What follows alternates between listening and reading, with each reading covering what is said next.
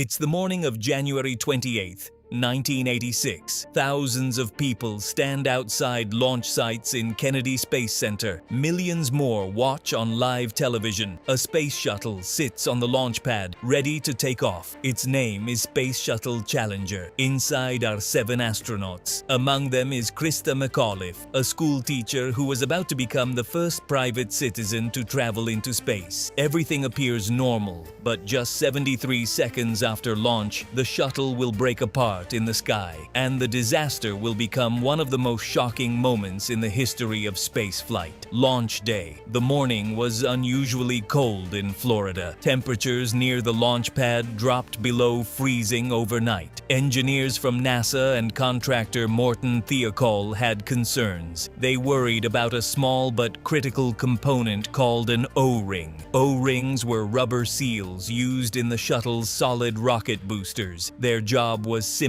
but vital: prevent hot gases from escaping during launch. But in cold weather, the rubber could lose flexibility. Despite the warnings, the launch proceeded. At 11:38 a.m., the countdown reached 0. The engines ignited, and Challenger lifted into the sky. The disaster. For the first minute, everything looked perfect. The shuttle climbed higher and higher above the Atlantic Ocean. Then, just after 73 seconds, something went wrong.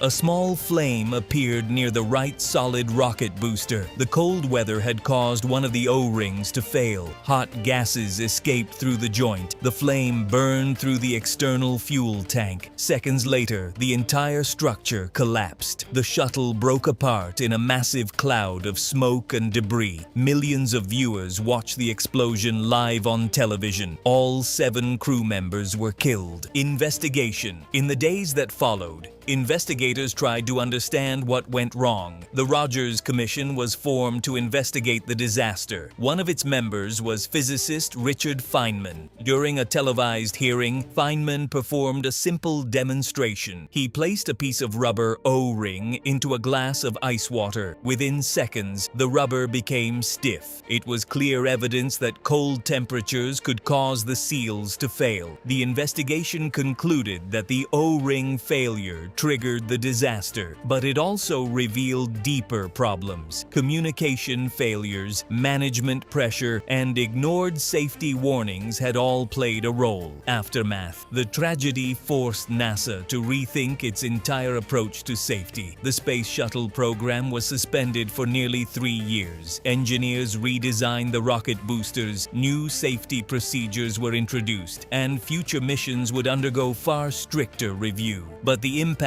of the disaster went far beyond engineering. For many people, the loss of Christa McAuliffe made the tragedy deeply personal. She had been chosen from thousands of teachers to inspire students across the country. Instead, her mission ended in catastrophe. Even today, the Challenger disaster remains a reminder of the risks of space exploration and of the importance of listening to warnings, especially when the stakes are this high.